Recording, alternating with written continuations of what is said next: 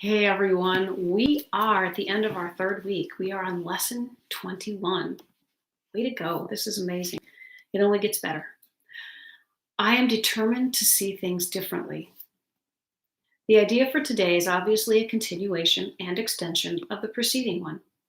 This time, however, specific mind searching periods are necessary, in addition to applying the idea to particular situations as they may arise. 5 practice periods are urged, allowing a full minute for each. In the practice periods, begin by repeating the idea to yourself. Then close your eyes and search your mind carefully for situations past, present, and anticipated that arouse anger in you. The anger may take the form of any reaction ranging from mild irritation to rage. The degree of the emotion you experience does not matter. You will become increasingly aware that a slight twinge of annoyance is nothing but a veil drawn over intense fury.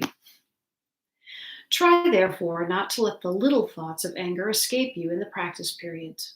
Remember that you do not really recognize what arouses anger in you, and nothing you believe in this connection means anything. You will probably be tempted to dwell on more situations or persons than others, on the fallacious grounds that they are more obvious. This is not so. It is merely an example of the belief that some forms of attack are more justified than others. As you search your mind for all the forms in which attack thoughts present themselves, hold each one in mind while you tell yourself, I am determined to see blank, name of the person or situation, differently. I am determined to see blank, specify the situation differently. So I am determined to see John differently. I am determined to see this argument at work differently. Try to become as specific as possible.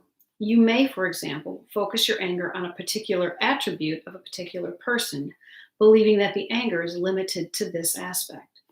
If your perception is suffering from this form of distortion, say, I am determined to see the attribute in the person differently. So I am determined to see tardiness in Susie differently. And that is the end of lesson 21. You can see where this could be used all day, every day sometimes. When we walk through our day and we find those little irritations, you could even do something on your way to work for that someone cutting you off in traffic. I am determined to see this driver cutting me off differently. I'm determined to see having to wait in line at the grocery store differently. I am determined to see being ignored by Joe differently. Use these in whatever situation comes up and begin to explore the idea that being a little bit annoyed at the bank teller is no different than being irate with your spouse for forgetting an anniversary, for example. There is no difference. There is no order in the difficulty of miracles. There is no order to the degrees of attack and anger. And this lesson is the beginning of the understanding of that. Being determined to see things differently will help you to change everything that you're looking at. Let's see how Jesus interprets this. You are blessed beings indeed. I am that one that you know as Jesus. This is one of the fundamental principles you need to realize you are pursuing in this practice. You are determined to see things differently. That, by assumption, means that some of the things you see now and interpret are incorrect. You acknowledge that by your willingness to practice. It is important to remember you are going to change some things in your world by doing this practice. This practice is a mind transformation process. Therefore, the world projected from your mind shifts and changes. This brings up fear in the eager mind because the ego's security and safety believes things should not change, specifically you. As you know, the ego is an aspect of your mind that uses separation and fear as its foundation. Now, as you go toward love and say, I need to change the way I see things that I'm surrounded by, the ego begins to argue with you and responds, well, hang on a second. We've set up all these defenses.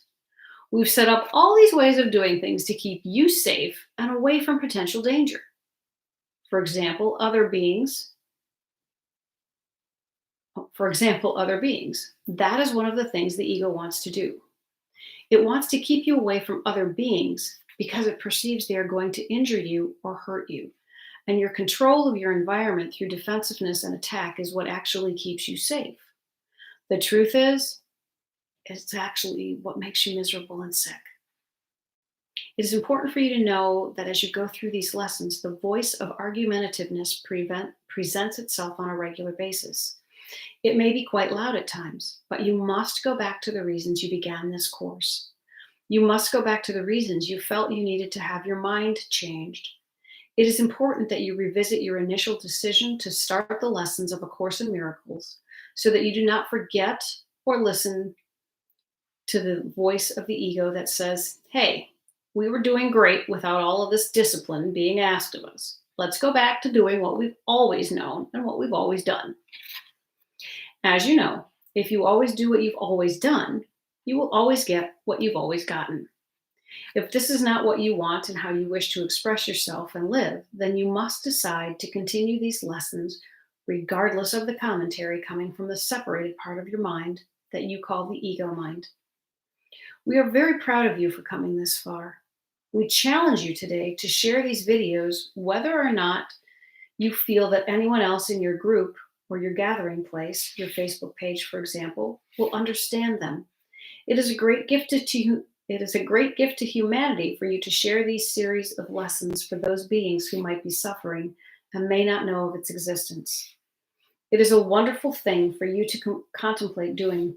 If you are too frightened to do it because you fear persecution or judgment from others, then you can look at the little secret hiding in your mind, which is that you care more about what others think than the health and well-being of your fellow brothers and sisters.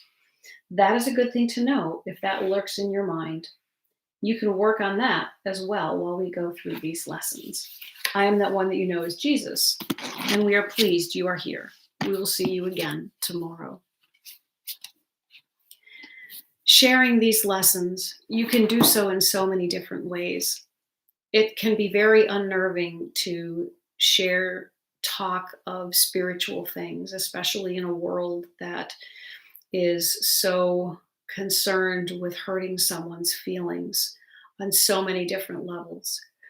And so I encourage you to work on this and become comfortable with it before you share, because if you share and you are looking for that persecution, you may manifest it, and that would be a hard thing to bounce back from. So work on the acknowledgement that you are seeing this as a potential for persecution, and be determined to see things differently. Be determined to see your fear of being persecuted differently. I think that covers things well. Use this as often as you can today. You might be surprised at how often you could use this.